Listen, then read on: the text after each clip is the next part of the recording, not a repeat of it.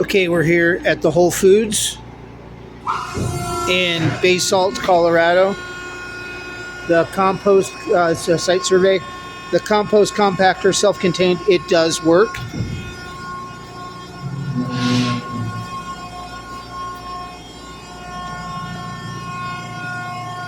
Power pack is located underneath.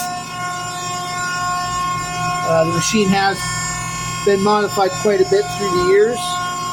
You see the condition of the guide rails. It does have a tipper cart assembly. It will need a door seal. Door seals are pretty poor shape, but it does have some leaks, but the leaks are minor. The machine is configured for 460 volts. This is the condition of the power pack right here. Okay, so it is low on hydraulic fluid, but it does work.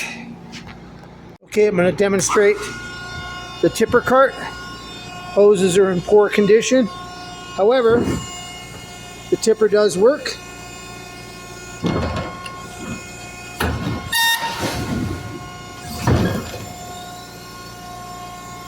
Pressure gauge works.